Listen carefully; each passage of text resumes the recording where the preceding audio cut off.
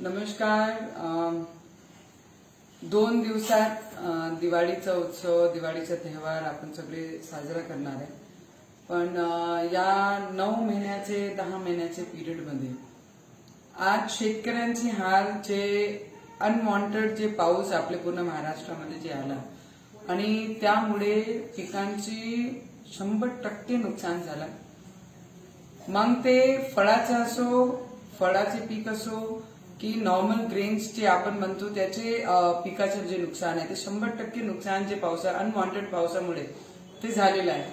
आणि आपण वारंवार उद्धव साहेबांना, आमच्या महाराष्ट्राचे मुख्यमंत्री साहेबांना आपण विनंती केली की जे नुकसान झालेलं आहे त्याच्यामध्ये प्रत्येक हेक्टरी आपल्याला आपले शेतकऱ्यांना 50,000 रुपये प्रत्येक हेक्टरी हा नुकसान भरपाई आपण दिली पाहिजे.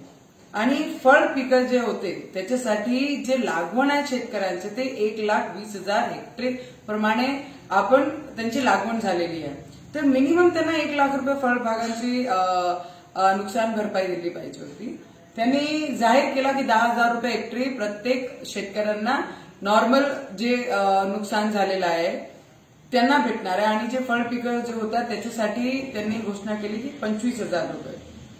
पण इलेक्शनच्या अगोदर ठाकरे साहेबांनी, उद्धव साहेबांनी, सीएम साहेबांनी की आमची जर सरकार आली तर आम्ही नुकसान भरपाई 25,000 हेक्टर आपण शेतकऱ्यांना देणार आहे. पण आज तोंडावर दिवाळी आहे, 2 दिवसात दिवाळी आहे आणि ते दिवाळीचे अगोदर त्यांनी 15 दिवस अगोदर त्यांनी घोषणा केली की आपण एवढी नुकसान भरपाई देऊ. पण आजपर्यंत कोणतेही शेतकऱ्यांच्या अकाउंटमध्ये तो पैसे ट्रान्सफर झालेले नाही आणि 2 दिवसात दिवाळी ठरलेली आहे आणि 10,000 रुपये हेक्टर प्रमाणे त्यांना देणार आहे. पण माझं एकच म्हणणं आहे आणि आमच्या शेतकऱ्यांचं म्हणणं आहे तर आज आमच्या शेतकऱ्यांची दिवाळी अंधारात आहे. ह्या सगळ्यांना माहिती आहे दिवाळी कोणताही शेतकरी साजरा करू शकत नाही, कारण की त्यांची आता त्या हिशोबाने परिस्थिती राहिली नाहीये दिवाळी साजरी करण्यासाठी. तर आता आंदोलनाशिवाय शेतकऱ्यांना आणि आमच्यासारख्या लोकांना दुसरा उपाय आमच्या हातात आता नाही आणि ते आम्ही नक्की करणार आहे. आणि जर गरज पडली तर मातोश्रीपर्यंत जाऊ, तिथे आंदोलन करू. सीएम साहेबांच्या कानापर्यंत तो गेली पाहिजे की एवढं दुःख आमचे पूर्ण महाराष्ट्राच्या शेतकऱ्यांचं आहे ते त्यांची इथपर्यंत गेली पाहिजे. आणि तिथे गरज पडली तर मातोश्रीपर्यंत जाऊन तिथे आंदोलन करू आणि त्यांना निवेदन देण्यासाठी. आणि हा आंदोलन आज आपण सडन ऑफ काही करणार नाहीये, याची आपण कल्पना ऑलरेडी मुख्यमंत्री साहेबांना, चीफ सेक्रेटरी ऑफ दिस महाराष्ट्र, आपण विधानसभाचे जे चेअर अध्यक्ष आहे नाना पटोले साहेब, त्यांना, राज्यपाल साहेबांना या विषयावर आपण ऑलरेडी निवेदन देऊन दिलेलं आहे की जर दिवाळीच्या आधी शेतकऱ्यांना मदत जर झाली नाही तर याच्यासाठी आपण बाहेर निघणार आहे आणि आम्ही मातोश्रीपर्यंत बाहेर निघू.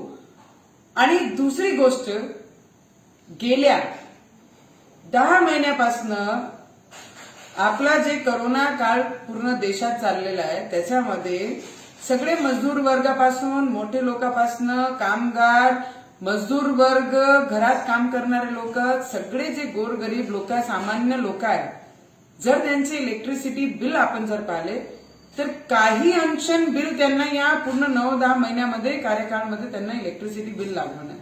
त्याची वारंवार आपण मागणी केलेली आहे. ऊर्जा मंत्र्यांना आपण निवेदन दिलेले आहे, ऊर्जा मंत्री साहेबांसोबत आपण बोललो आहे की महाराष्ट्रामध्ये 50% जे वीजचं बिल आलेलं आहे ते आपण 50% माफ केलं पाहिजे आणि असे गरजू लोकांना आपण कुठे ना कुठे मदत केली पाहिजे. त्याच्यासाठी वारंवार आपण त्यांना न्याय मागत आहे, तेही सुद्धा झालं नाही.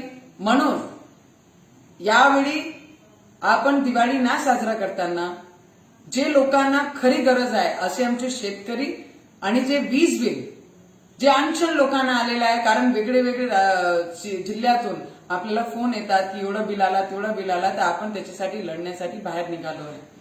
आणि म्हणून सगळे शेतकऱ्यांना आणि सगळे सामान्य लोकांना ज्यांचा विजाचा प्रॉब्लेम आहे त्याच्यासाठी आपण बाहेर निघू आणि आपण हे आंदोलन करू की तुम्हाला, आपल्याला, आपल्या शेतकऱ्यांना आणि सामान्य लोकांना काही ना काही मदत या सरकारकडनं झाली पाहिजे आणि त्याच्यासाठी आपण तयारी केलेली आहे आणि आपण निघणार आहे. धन्यवाद.